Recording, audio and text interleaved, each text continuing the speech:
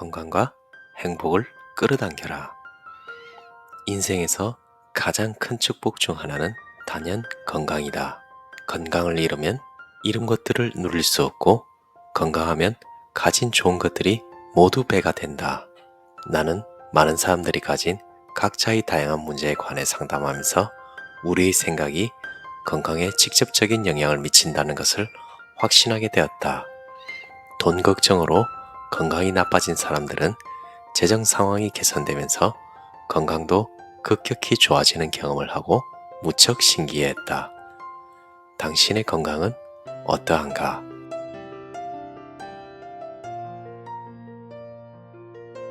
안녕하세요. 우리가 살면서 가장 중요하게 생각하는 것은 무엇일까요? 가족, 돈, 행복, 자유, 건강, 많이 있지만 무엇보다 내가 건강해야 이 모든 것을 누릴 수 있습니다. 그리고 이 건강은 우리가 어떻게 생각하고 마음을 먹느냐에 따라 달라질 수 있어요.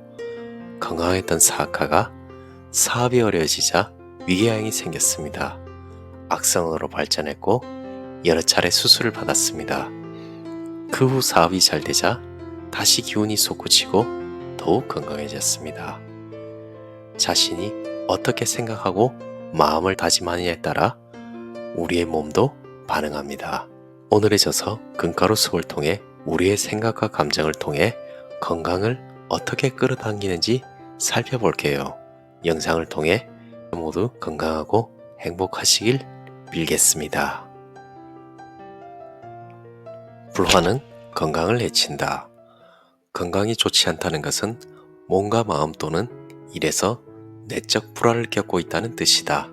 조화로운 생각으로 표현되는 불을 끌어당기는 생각은 신체 내부의 조화뿐 아니라 관계와 환경의 조화를 이루는 데에도 도움이 된다.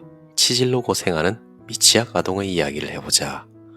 아이의 주치의는 치질이 그 나이 또래 아이들에게는 드문 질병이라고 생각했다. 그는 아이의 가정에 아이의 상태와 관련이 있을 수 있는 불화가 있는지 조심히 조사했다. 그리고 곧 아이의 어머니가 건강에 영향을 미치는 태도의 힘에 대해 무지하다는 사실을 발견했다. 그녀는 아이의 기분이나 식욕에 관계없이 매 식사 때마다 접시를 깨끗이 비우라고 강요했다. 아이도 자기만의 생각을 가진 개인이다. 아이는 수차례 식사를 거부했다.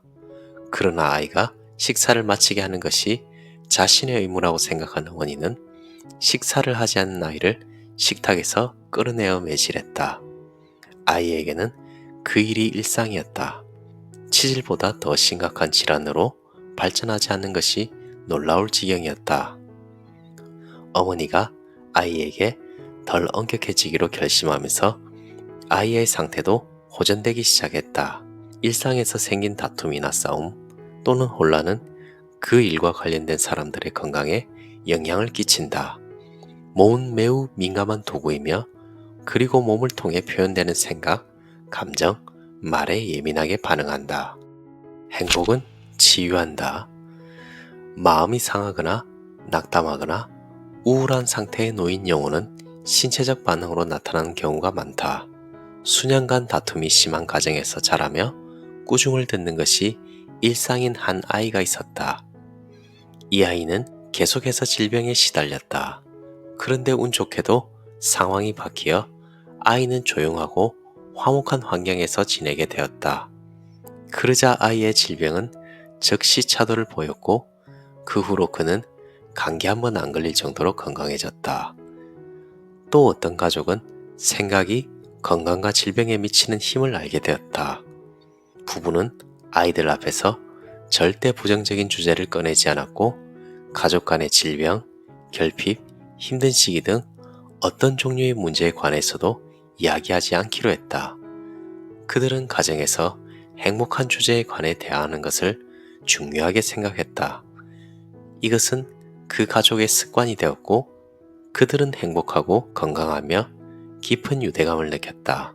또한 병에 걸리는 법이 없었고 큰 부까지 얻었다. 아이들은 소화질환에 한 번도 걸리지 않고 건강하게 성장했으며 긍정적이고 자신감 넘치는 성격을 갖게 되었고 모두가 행복한 결혼 생활을 하며 살았다. 그리고 현재 그 자녀들은 자신들의 부모님들처럼 성공적인 삶을 누리고 있다. 그들의 책장은 건강한 신체를 유지하는데 건강하고 행복한 정서가 중요하다는 것을 지적하는 좋은 책들로 가득하다. 한 주부는 임신을 유도하기 위해 장기간 치료를 받다가 의사로부터 불임이라는 통보를 받았다. 그녀와 남편은 오래전부터 아이를 갖길 원했지만 사실 그녀는 임신과 분만에 대해 남몰래 두려움을 가지고 있었노라고 내게 털어놓았다. 그녀는 자신의 두려움이 임신에 방해가 되었을 수도 있다는 사실을 깨달았다.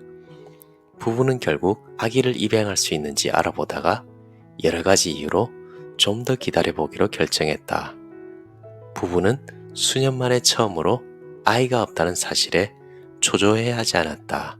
그보다 가능한 한 행복하고 평범한 삶을 살기로 결심하고 이따금 지역 내 노숙아동을 돌보는 일을 도왔다.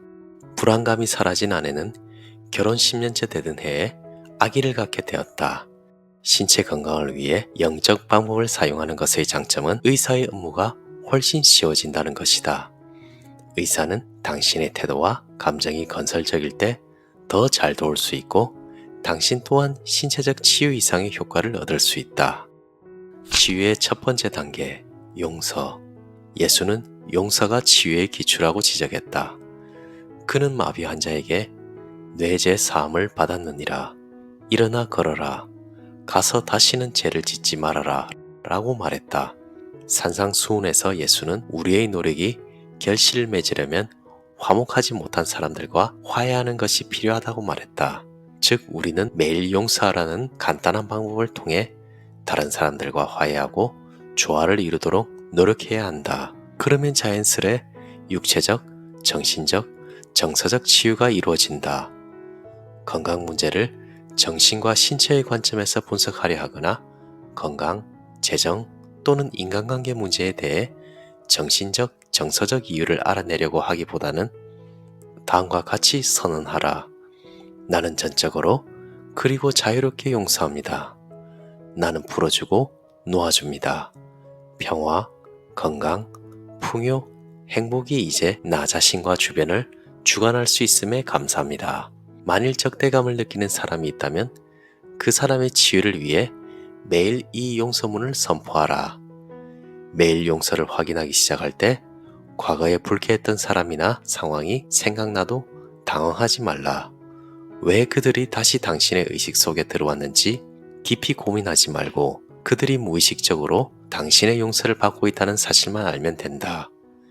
계속해서 그들에 대한 용서를 확언하다 보면 적절한 때에 모든 것이 조용하고 평화로워질 것이다. 그렇게 스스로 평화를 느끼면 용서 과정이 완벽하게 마무리되었음을 깨닫고 악감정에서 벗어날 수 있다. 이후 그 사람이나 경험을 다시 떠올릴 때 평화로운 느낌이 들 것이다. 치유의 두 번째 단계, 기도. 긍정적인 생각과 기도가 치유와 연관이 있다는 것은 전혀 새로운 것이 아니다. 힌두교와 일본과 중국을 비롯한 여러 나라에서는 여전히 질병을 완화하기 위해 신성한 말을 하는 등의 다양한 방법을 사용하고 있다. 성경에는 말과 그 말의 창조적 힘에 대한 언급이 많이 나온다. 창세기는 누가 있으라 하시니 어떤 것이 있었고 라는 화근으로 시작한다.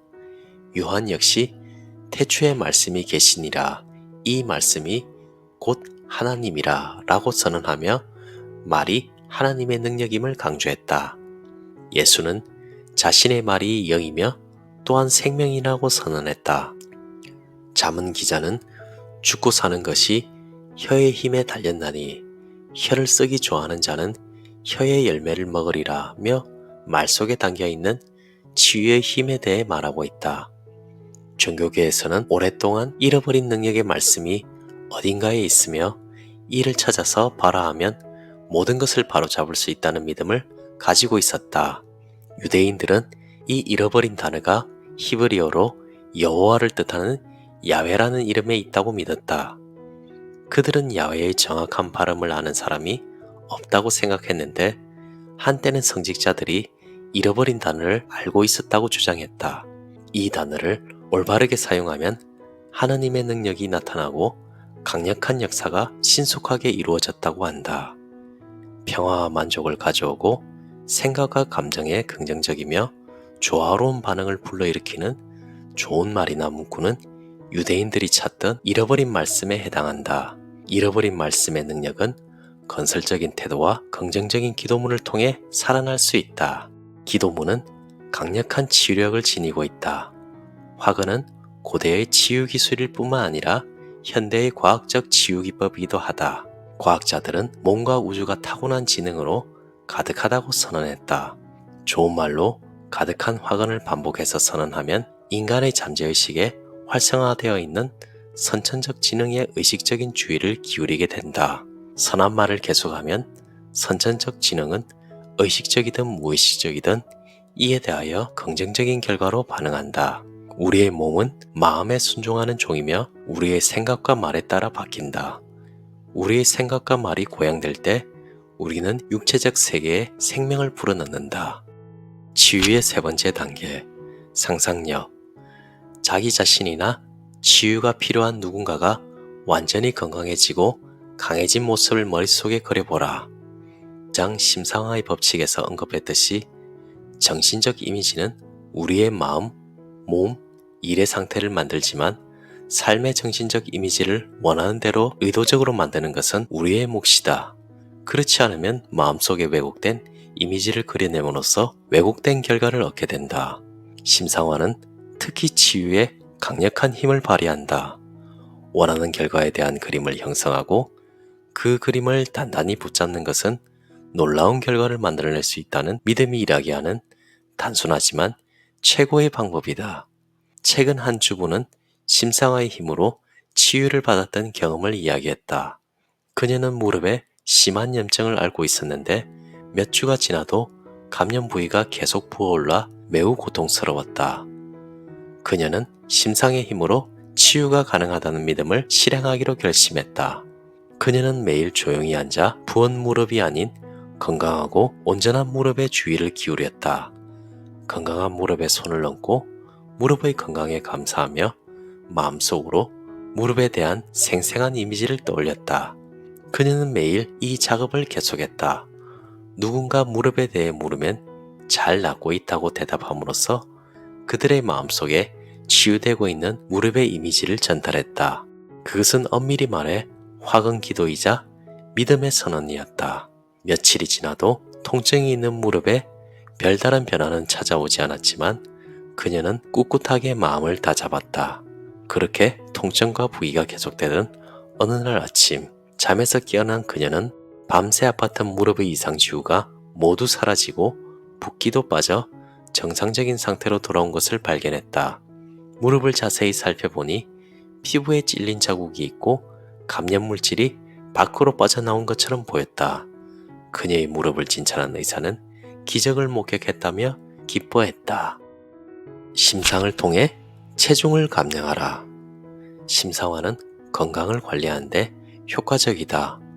온갖 종류의 다이어트를 시도했다가 포기했던 어느 사업가는 우연히 심상화가 가진 치유의 힘에 대해 듣게 되었다. 그는 엄격하게 다이어트를 했지만 자신이 과체중이라는 이미지를 마음속에서 떨쳐내지 못했기 때문에 이 이미지가 계속해서 원하지 않는 과체중을 만들어내고 있었음을 깨달았다. 그는 잡지에서 건강하고 활기차고 날씬한 사업가들의 사진을 스크랩하여 침대 옆 탁자에 올려놓았다. 그런 다음 잠들기 직전까지 이 사진들을 조용히 바라보며 생생한 이미지로 마음을 채웠다. 사진 몇 장은 작은 카드에 테이프로 붙여서 지갑에 넣고 다니며 낮 동안 꺼내보았다. 그는 이러한 최소한의 노력과 자제력만으로 20kg을 감량했고 그 이후에는 더 많은 체중을 감량했다. 이제 그는 지갑에 넣고 다니는 그 사진을 닮아가고 있다. 잘 들으셨나요? 몸은 마음의 거울입니다. 우리가 품은 생각과 감정이 그대로 신체의 언어로 표현되죠. 나는 피곤하다, 나는 아프다라고 되뇌이면 몸은 그 말에 순종합니다. 하지만 나는 점점 건강해지고 있다. 내 몸은 매일 새롭게 회복되고 있다. 라고 명령하면 몸은 그 말에 맞춰 변하기 시작합니다. 치유는 밖에서 오는 것이 아닙니다. 그것은 내 안의 믿음이 깨어나는 순간 이미 시작된 것입니다. 오늘 하루 스스로에게 이렇게 말해보세요. 내 몸은 나를 돕고 있다. 나는 건강하고 점점 더 행복해지고 있다. 여러분 주위에 건강하고 행복을 주는 금가루가 가득 차시길 바라겠습니다. 감사합니다. 이상 신압으로 책방이었습니다.